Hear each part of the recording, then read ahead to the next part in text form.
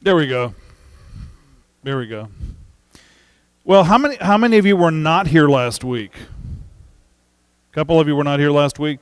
We were looking at biblical finances, handling our finances biblically, and most of everything I have on the PowerPoint is derived either from Dave Ramsey or Robert Kiyosaki.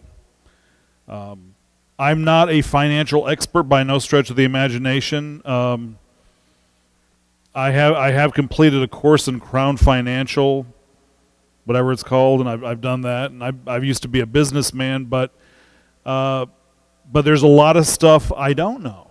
Okay, so I'm not trying to act like I know it all, but I think it's some good information. I think it's good information for us again individually, and for a church, and especially now right before we get into Christmas. Okay? So just continuing from where we left off last week, the number one cause of divorce is financial. And I say that kind of tongue-in-cheek because when a couple is getting divorced, whether they're saved or not, there's a spiritual problem there. There's a spiritual component there, and I would say that maybe the financial issues are symptomatic of the spiritual problem. Does that make sense? Okay. So again, divorce decrees do not have the authority to take your name off credit reports or mortgages. So if your ex doesn't pay, you will still owe the debt. So, a lot of times people go through problems and they're fighting and they get divorced, and they're even in a worse off situation after the divorce than they were when they were together. Believe me, it's a lot easier to work together to get financial problems solved than to work separately. Spouses having separate bank accounts means either ignorance or problems. Now, over the years, I've said this, and I've had somebody come up to me, well, Pastor Herb, we have separate accounts and we don't have a problem. We're doing really well, yada, yada, yada. Okay, well, maybe that's true, okay?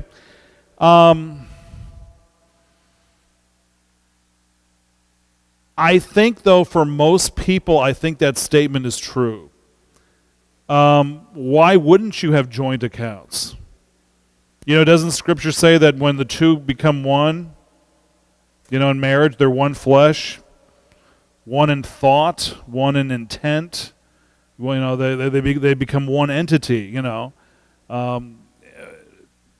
Seems like also financially that should be true as well. There are different types of bankruptcies. In most cases, they will destroy your financial history. They'll destroy your reputation, and it's unbiblical. Now, I don't say that with all. And the reason why is this, because life is life. And, I've seen people go through horrible things in their life. They go through illness, they lose their job, they lose their insurance, their house burns down. I mean, horrible things happen. And I think that we should be in a society where we can, forgive people their debts is, I think, a nice thing. And, we try to help them back up on their feet. So I don't think we should let the process be an easy process. I don't think we should make it an easy process. Too many people say, hey, let's live it up, and then we'll just file bankruptcy, So I don't think it should be an easy process, because remember, somebody's being left out. Technically it's stealing, right?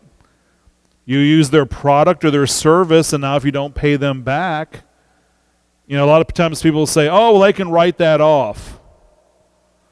Yeah, maybe they can write it off. Maybe they can, maybe their insurance can, but then the insurance goes up for everybody, right? So, it's really not a good thing. Also, most insurances are good and needful.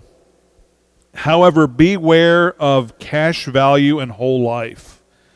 Again, I'm not an insurance guy, but as I understand cash value and whole life, you're putting money, you're making these payments into an insurance company, and one day if you reap the benefits, or maybe a child or grandchild reaps the benefits of the money, cash value means just that. They're kind of getting what you put into it, more or less. But the thing is, they've been using your money for years. They've been making money and making interest. So you're no better off than you were. I mean, if that money burns a hole in your pocket that badly that you got to do it that way, I mean, God, I guess that's okay. But I would rather put it into an account or something to let it gain interest. Okay. I just heard that mid-Florida, if you have $3,000 and you put that in a 5-year CD, they're now offering 3%. That's the first time now in years and years that the interest rate's gone up now. So, mid-Florida banks. So you got 3,000, like let's say in your emergency fund or savings or something, and you can put that into a 5-year CD. They're offering 3%. Mm-hmm.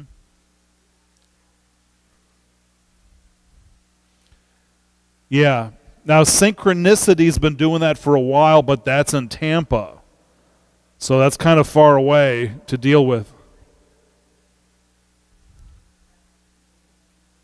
Mm-hmm.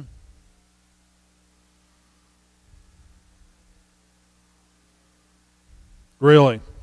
Yeah. So that's where I say, I'll let my wife take care of that. But it's either way, it sounds like a good deal. Sounds like a good deal. Remember, money is a tool to be used. It's not in of itself corrupt.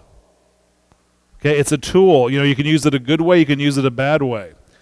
It's easy for us to make excuses about the bad economy and the bad job market and bad marriages.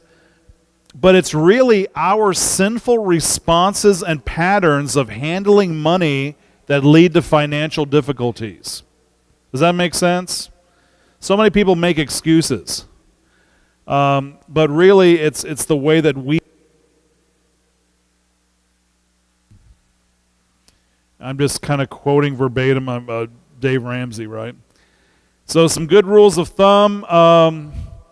First of all, if a husband and wife feel strong or unsure about a financial issue, wait and pray. If they feel strong or unsure, then it's not going to hurt you to wait and pray, is it? Can't hurt. Okay?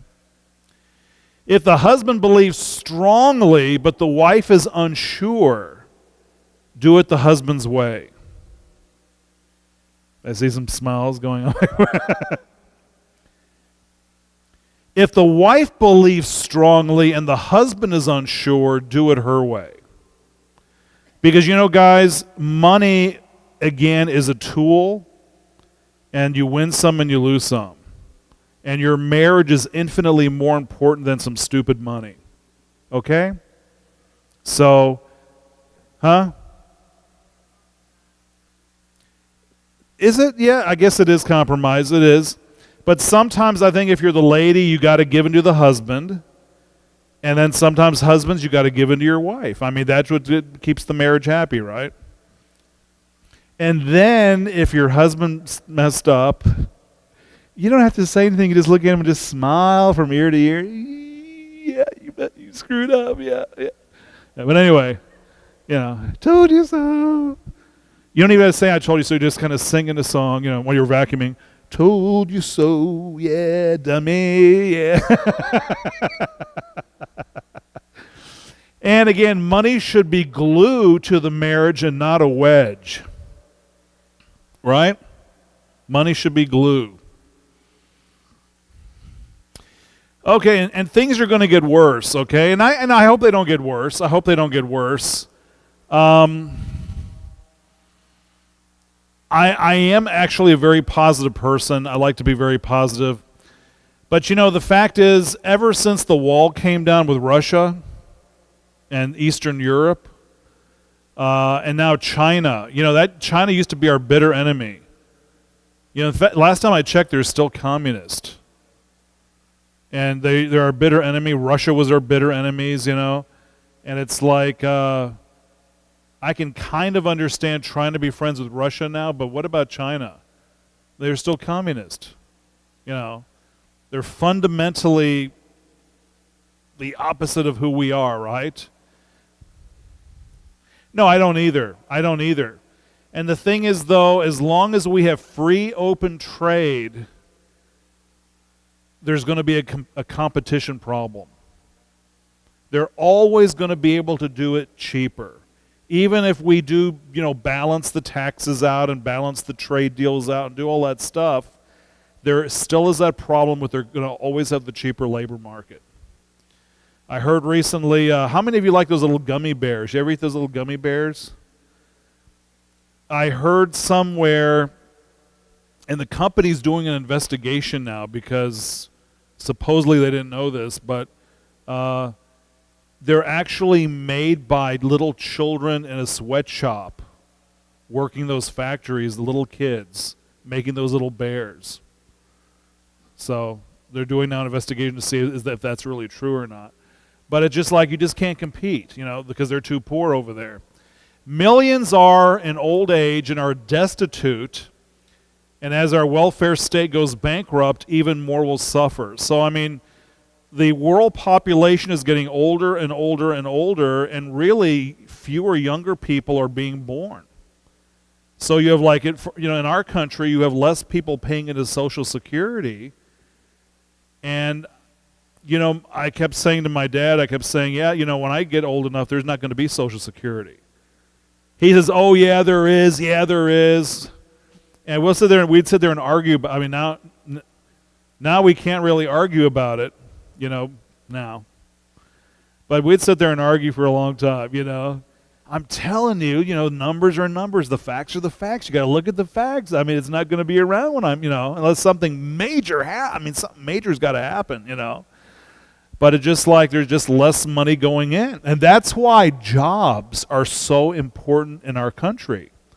Because the more people we can get working, the more people will get back going into the Social Security system.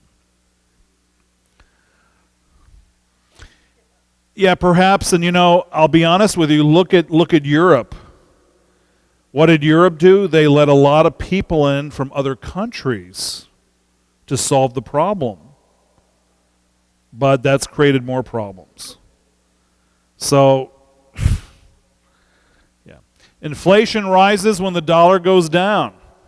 I can remember when the gold was going up. Remember that when the gold was going up? There's hey, the gold is going up, And, if you have gold, you trade it in, you get all this money for it. But really, if you think about it, you're really not getting more money for it. It just means that your dollar's buying less. It takes more dollars to buy the gold. So when the gold goes up, that means your dollar's going up. That's actually a bad thing, right? Terrorism will increase. Maybe we're beating the guys right now a little bit here and there, but they're just going to regroup and get us somewhere else. That's what they do, right? Europe and other great superpowers such as Japan is also on the brink of financial collapse. I think that's why they want to cooperate so much with us, because our economies are linked.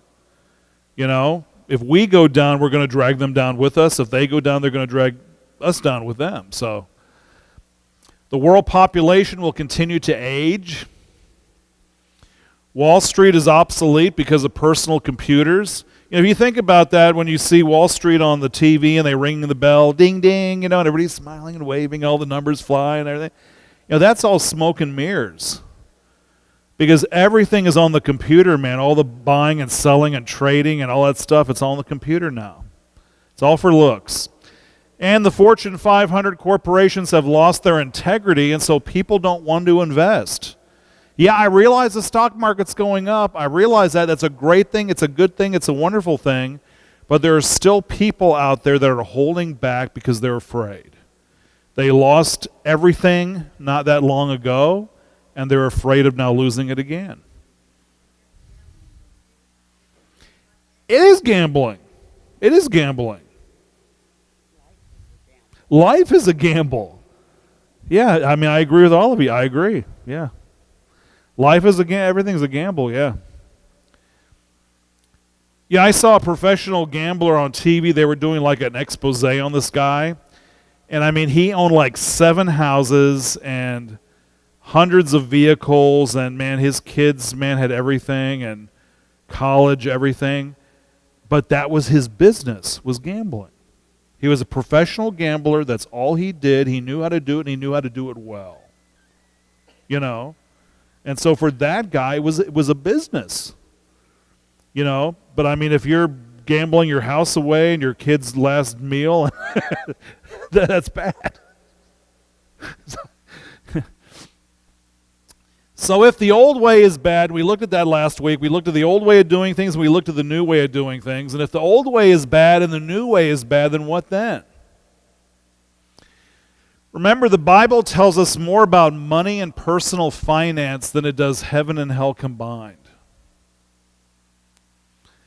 Proverbs 22:7 says that the rich rule over the poor, and the borrower is servant or slave to the lender.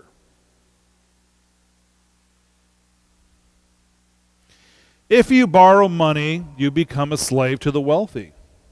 You know.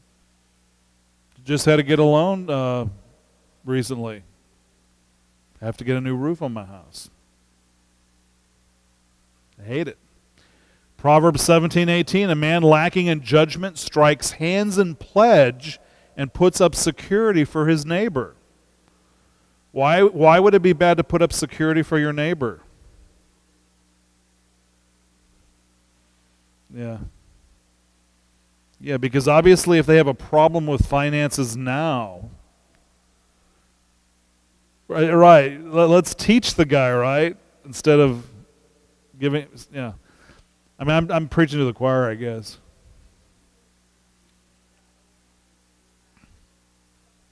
Yeah.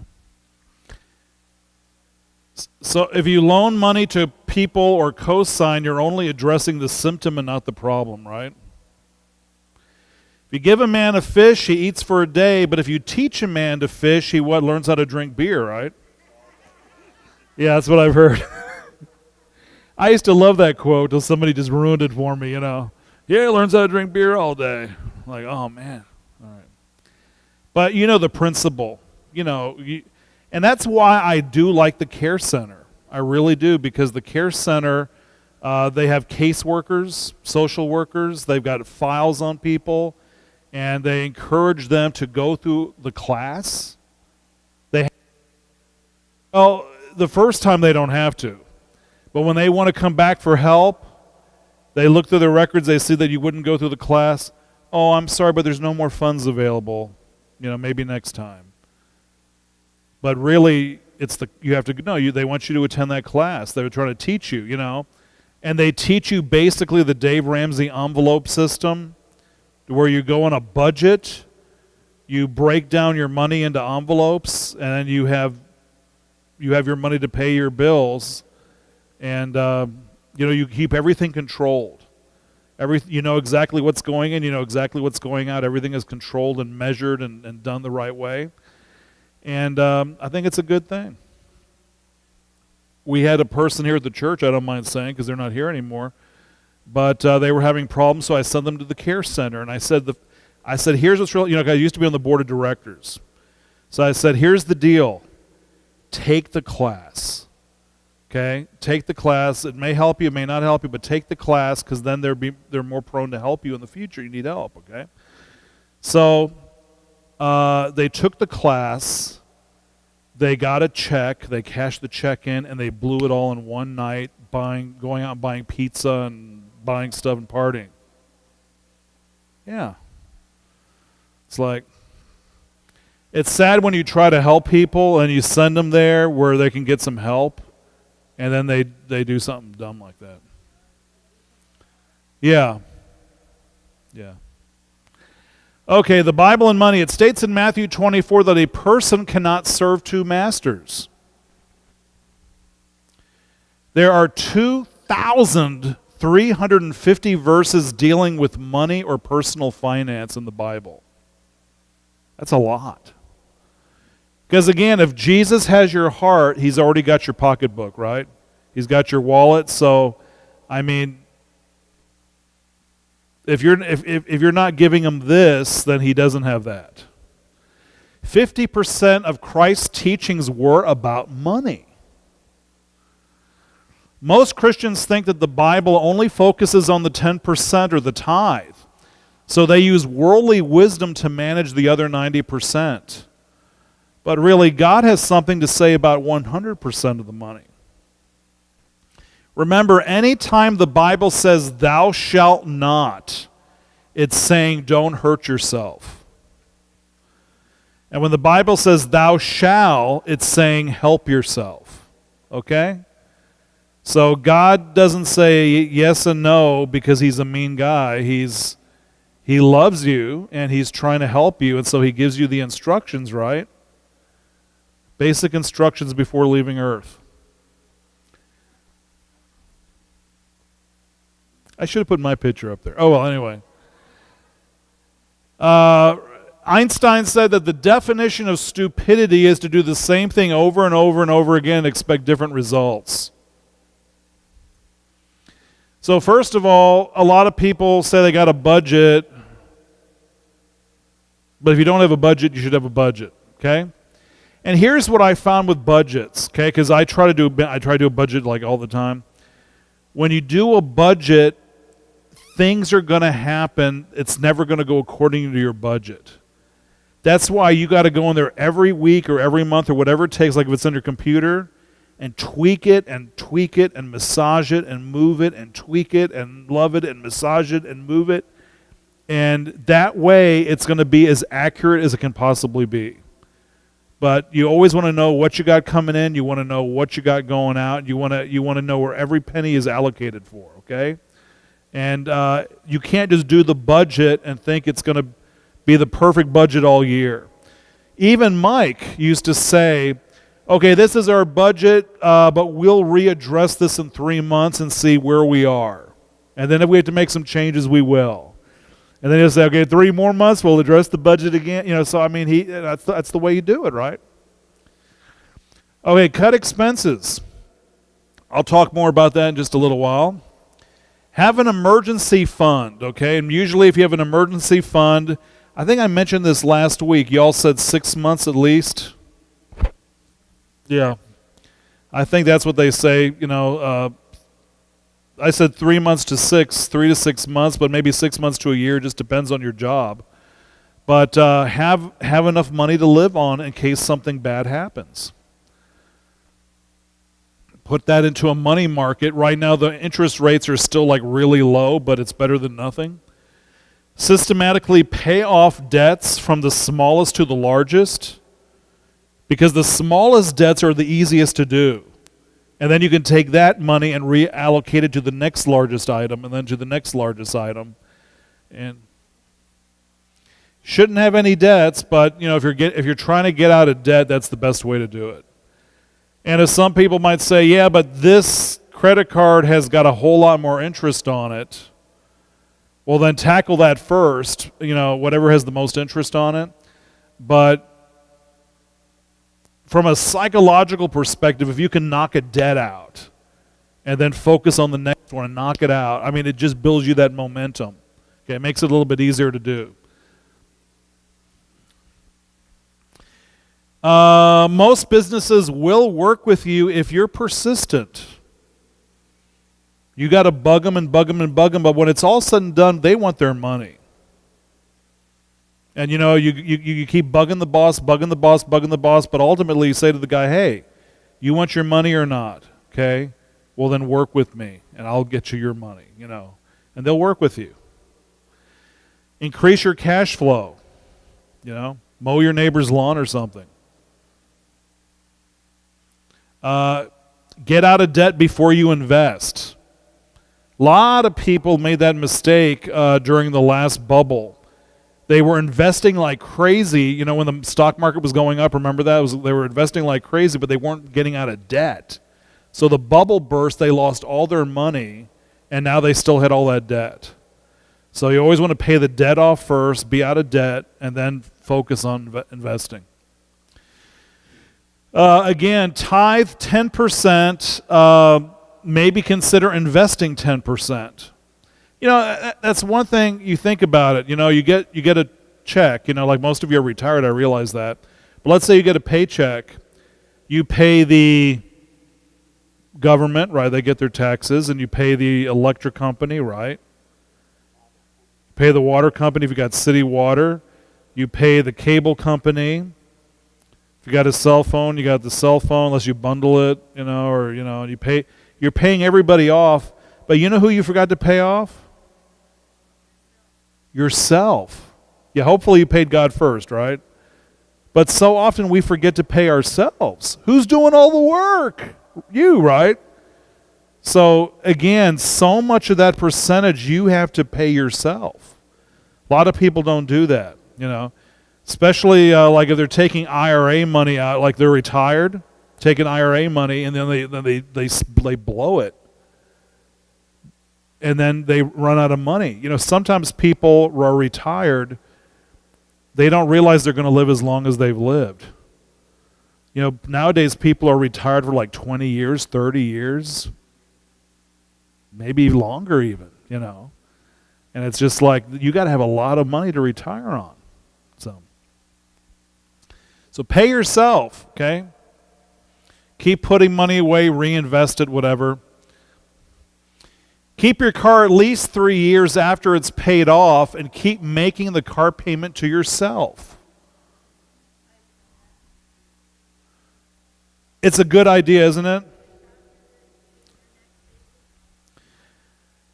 When I came to Wayside, I said the same thing. I said, let's make a payment like we're paying for a new sanctuary every month and see how long we can keep that up, okay? Because if you can keep it up, then you can keep it up in the long run, right? If you can't keep, but a lot of people didn't get that. So keep your car, but keep making car payments to yourself. Exactly. It's so easy. It's so easy. Why don't people get that? I rip my hair out sometimes. Remember, a new car loses 40% of its value after 1 year and 60% of its value after 4 years. You just drive it anyway, right? The average monthly car payment is $378. Now, one thing you never want to do is don't allow it to be repossessed. If you can't make your car payments anymore, don't allow it to be repossessed, because if you do that, then not only do you lose the car, but you just lost all the money that you've been paying into it, right? Well, here's what I think Dave Ramsey says. He says it'll trash your credit. If necessary, find the value, borrow the money, and pay it off, and then sell the car. So you come out with a loss, but at least it's not as much of a loss as if you get it repossessed. Okay? Avoid bankruptcy unless the situation is so bad that you're considering suicide. And really a lot of people do. A lot of people kill themselves. And again, there's always hope. I really believe that there's always hope. And, God always makes a way. So we still got a little bit of time. Husbands and wives should have joint or trust accounts. I think it's usually good in a healthy marriage. I really believe that. Joint deposits are made in love, good communication, and honesty. Withdrawals are made in dishonesty and a desire to bless oneself and not the spouse. What does Scripture say? A fool and his money is soon parted.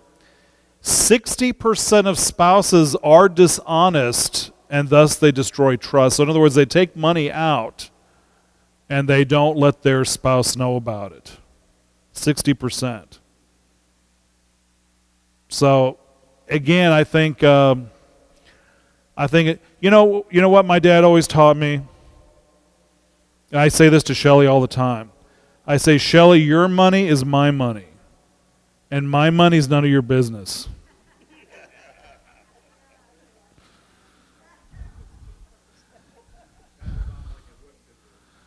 Yeah. No, but seriously though. I mean, I really think that it's good to have your money together. And both partners need to know what's going on regularly with the account. Jim.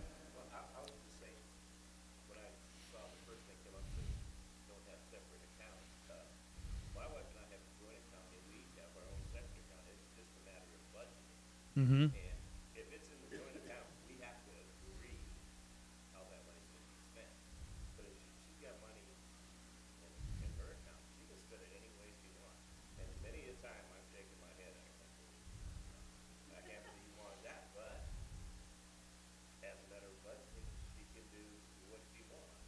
Yeah.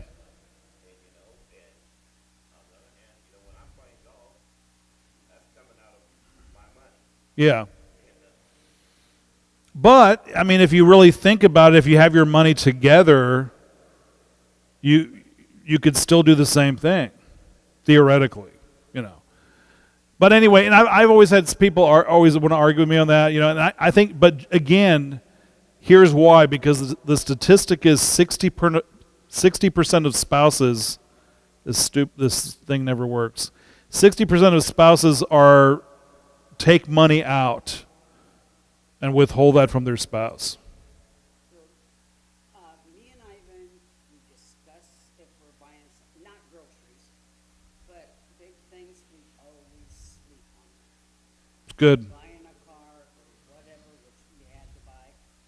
No, we don't want it tonight. We're going to sleep on it. And then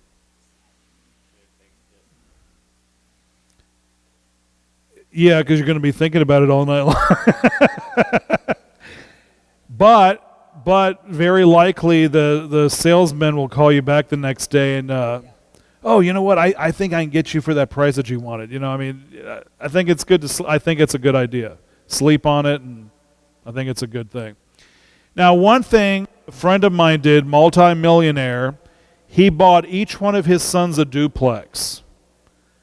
They lived in one side, and the kids rented out the other side, and the money they made by renting out the duplex paid their college. By the way, all three are doctors.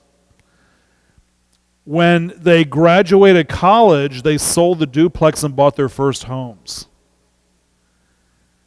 And so see how the guy did it? I mean, he didn't have to pay nothing or very little, and that's how he got his kids through college. One's a dentist, one's a dermatologist, and one's something. You know who I'm talking about? Yeah, okay. So, again, good idea. Another thing is if you need to buy something and you got the cash, buy it. If you don't got the cash, don't buy it. sell an acre of land. If you got the land, you can sell an acre of land, right? As Dave Ramsey would say, financial freedom is a hard climb up, but it's sure a fun ride down. And you look at these multimillionaires, and I mean,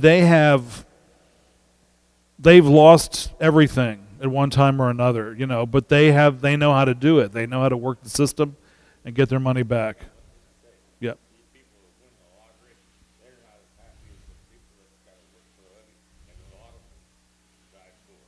Yeah, they do.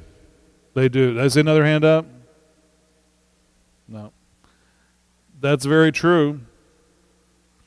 I stretched that Cadillac out because it looks so good.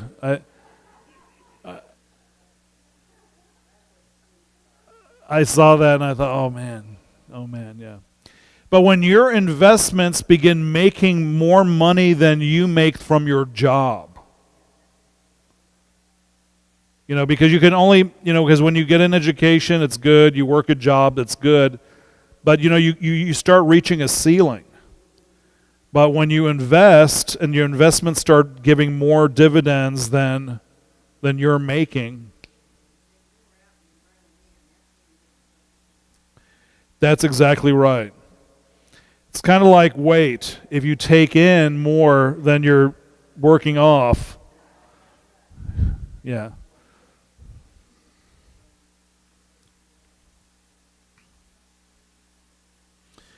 I don't know if we're going to get done, so I'll talk a little faster, then we'll have to stop.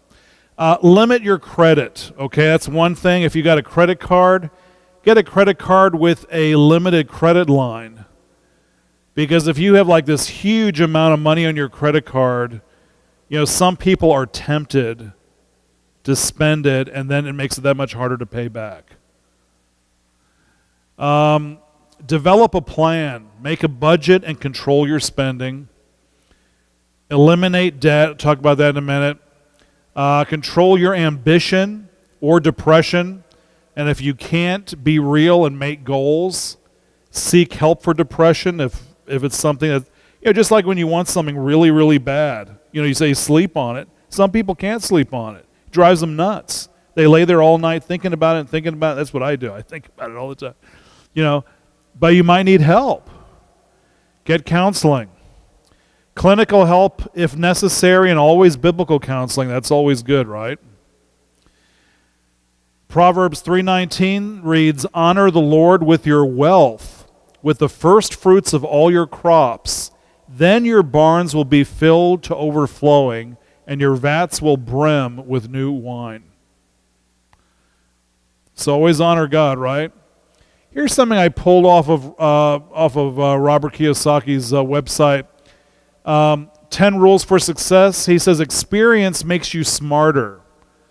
So the more you do stuff, investing and doing this, even though you're going to have some losses, but the more you do it, the better you get at it, okay?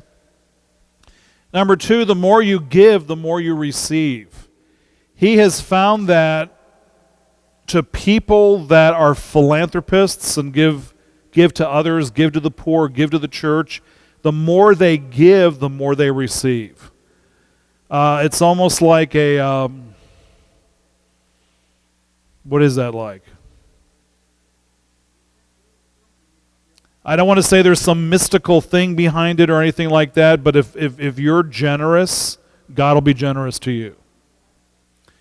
Change the way you think, because, if you're not rich now, maybe you need to change the way you think, right? And then he had this little acrostic for focus, and that is follow one course until successful. If you know something is there, you know something is right, then stay committed to that, okay? Hard times bring new opportunities, so don't look at bad times as being bad, but look at them as new opportunities for growth. Design your business properly. It's easy for him to say. And then he brought this up, and I think I mentioned it last week. He says, don't work hard for earned income. Again, the tax rate is 50%. So the harder you work, you're really not making really much more money. You're not getting any headway. But portfolio or capital gains, you're looking at only 20% with taxes. And some of that passive income, you pay little to no taxes. Okay?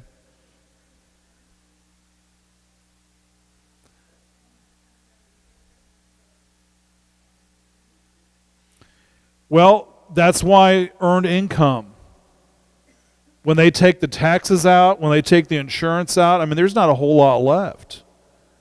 And you can work harder and you can work longer and your check might go up a little teeny bit, but it's not going to make much of a difference. So that's why he's saying focus more on the other forms of income. He says again, don't be afraid of losses, okay? Maybe next week I'll finish this off and I'll tell you how he got started. If you've never read the Rich Dad, Poor Dad books, tell you how he got started. A very, very amazing man, Robert Kiyosaki. Let's stop there.